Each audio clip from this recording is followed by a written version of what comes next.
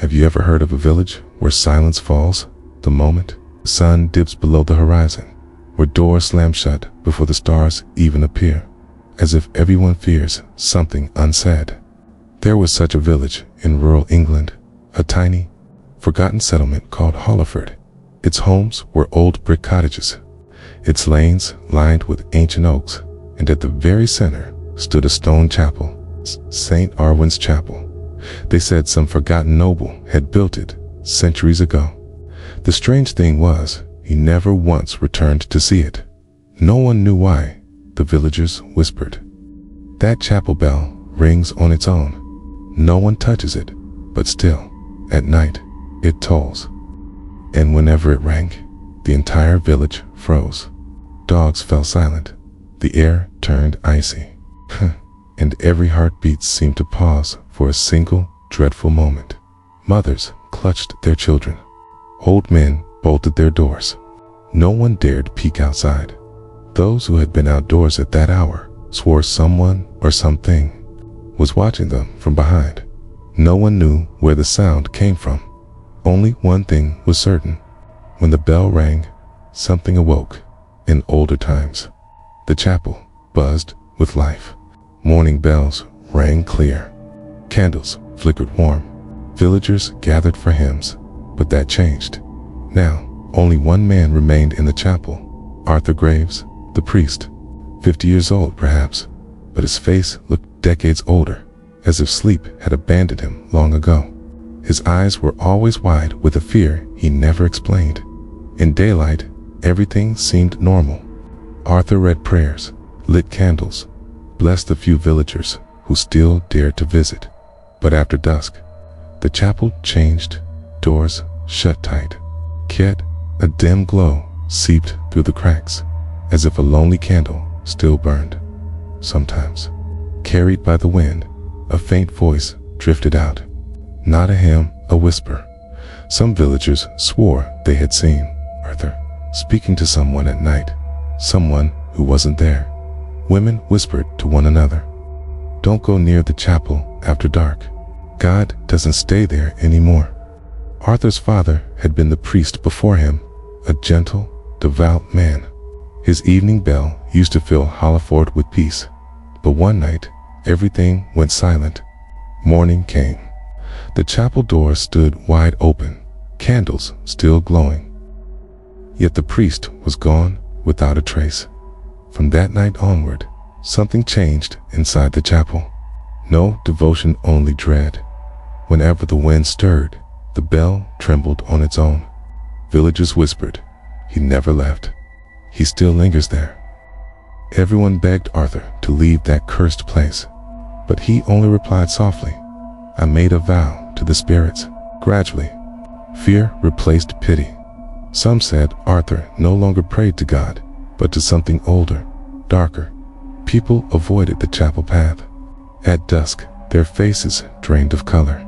At night, whispers seeped from the stone walls, like the chapel itself was breathing. Then came the new moon night.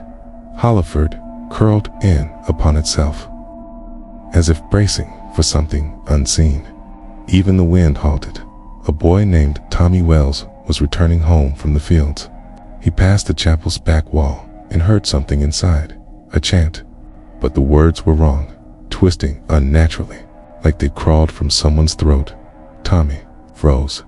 He peeked through a crack in the stone, and what he saw haunted him forever. Arthur knelt around a circle, pouring some dark red liquid that spread like a living shadow in the center. No cross, no statue, only a shifting silhouette, a black shape that moved on its own.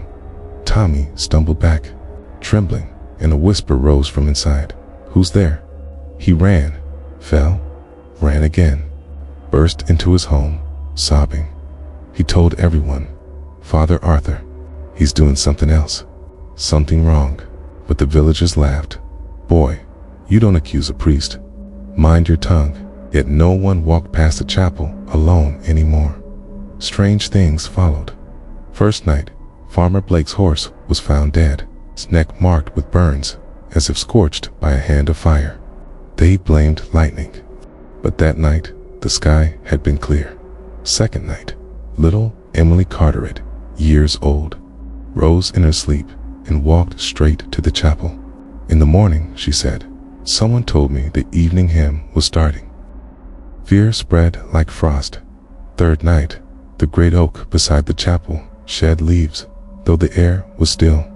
Dozens of small, unlit candles hung from its branches, and the bell. It now rang every night. Arthur's voice chanted inside, and another voice joined him, mimicking him, but not human. Finally, the village council decided the chapel must be sealed. Next morning, the elders approached.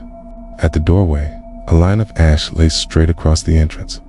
Arthur stood there, clad in white, but his face was no longer his. His eyes were red, his lips curled in a thin smile. He said quietly, "Whoever crosses this line, the sun will never rise for them again." No one dared move. Fear seeped into every soul. Days passed. Then deaths began. Animals first. Then people, always a burn mark at the throat, as if a flaming hand had clutched them. One windless night, 5 villages, Blake, Tommy, Samuel, and 2 others, took torches and marched to the chapel. "Tonight, we end this," someone whispered, though no one truly believed it. They pushed open the chapel door. Cold, care snuffed their torches at once. Strange triangles drawn in ash glowed faintly on the floor. Mist rose from them. Arthur sat at their center, eyes closed, whispering to someone unseen but present. Blake shouted, trembling, "Father Arthur, what are you doing?" Arthur slowly opened his eyes. They held no whites, only endless black, swirling. He smiled. "You call it darkness. I am its priest now. Light died long ago." The moment he spoke, every bell in the chapel rang at once. Walls shook. Candles died. Ashes whirled like a storm. Then came a scream, a horrifying, inhuman shriek. The torches dropped. Silence swallowed everything. At dawn, the villagers entered.